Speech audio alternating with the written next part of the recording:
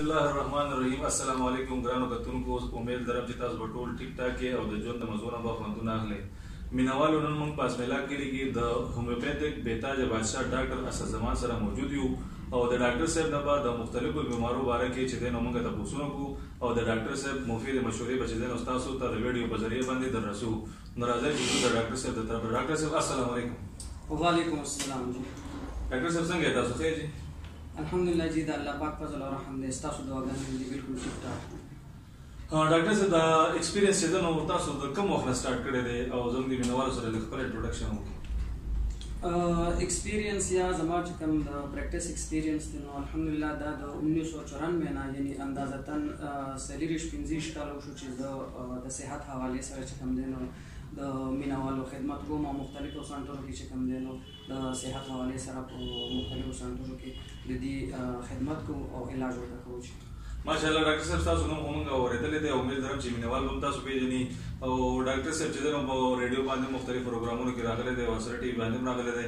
ډاکټر صاحب نن سبا یو مرض ډېر شوی دی چې هغې ته د جوړونو مرض ویلی شي. د جوړونو د مرض وجوهات څه دي؟ دا آیا د څه د وجې ده چې دی نو د جوړونو دا مرض سټارټ کېږي؟ د جوړونو څه مرضونه خو داسې دي چې لکه هغه په هر عمر کې مطلب دا ټرامیټک کنډیشنز دي، لکه یو سړی دی راوغورځېدو او یا مطلب دا دی په ځوانۍ کې دی او دی یو پلیر دی، د فوټبال پلیر دی یا د هاکی پلیر دی او د ده کم جاینټس چې دي خاص کر نی جاینټس غټ جوړونه چې کوم دي دا ډېر زیات استعمالیږي. نو داسې بنده ته چې دی نو څه ټایم بعد د جوړونو مرض راځي. دې نه علاوه که زه تاسو ته ووایم نو یوریک ایسډ لیول دی د چا په وینه کې یوریک ایسډ لیول ریز شي نو د جوړونو په مرض کې اخته کېږي. دغسې نور مختلف څیزونه دي چې هغه خوراک سره تعلق ساتي او د خوراک د بې ترتیبۍ د وجې چې دی نو د جوړونو مرضونه چې دی دا راځي. ډېره مهرباني ډاکټر صاحب. ډاکټر صاحب دا ووایه چې دا د کم عمر په خلکو باندې ډېر دا اټیک زیات کوي دا مرض چې کوم دی د جوړونو مرض چې دی نو څنګه چې تاسو ته ما وویل لکه اوس دی که ټرامیټک کنډیشنز دي نو دا عمر سره تعلق نه ساتي. یعنې یو سړی اکسیډنټ وکړو یا دی روغ ورځېده او د جوړ چې دی نو زور دا هر عمر کې کېدی شي.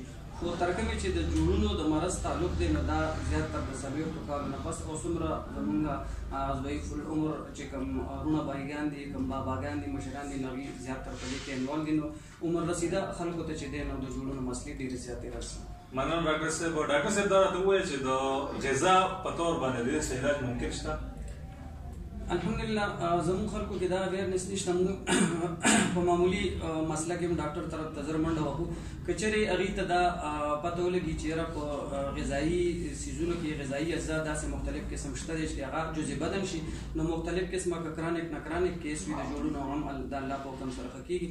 نو بالکل په غذاګانو کې یا د خوراک په زور باندې مختلف داسې څیزونه شته دی چې د هغې په زور باندې د هغې په استعمال سره کار څومره کرانک کیس وي د جوړونو نو هغه الله په حکم ښه کېږي. ډېره مننه ډاکټر صاحب. دا راته ووایه چې لکه یک دپاره یا د چې چا عمر ډېر وي نو دا کوم قسم غذا دې استعمالولی شي چې هغوی ته پیدا رسېږي؟ زه به دا ووایم لکه ګوره زموږ د خلکو د خولې خوندونه خراب دي چې څومره چټخارېدار او چټپټي څیزونه دي او څومره مسالې دي او اچارونه دي دا قسم څیزونه موږ زیات استعمالو. که په ځای د دې موږ لږ ته سمپلیسټي ته راشو لږ ته سادهوالی په خوراک کې راولو څومره سبزیانې دي تورۍ ټنډې ټیپر کدو دا داسې قسم څیزونو استعمال ډېر شي په ځای د دې چې لکه غوښه شوه یا ډېر زیات غوړي شو دا لوبیا هګۍ کباب پکوړه. نو زه وایم که دغه څیزونه سړی پرېږدي او د سبزیانو غاړه ته راوړي نو الحمدلله که دی د عمر په هره حصه کې دی نو که ده ته د جوړونو مرض دی د الله په حکم به ښه کېږي.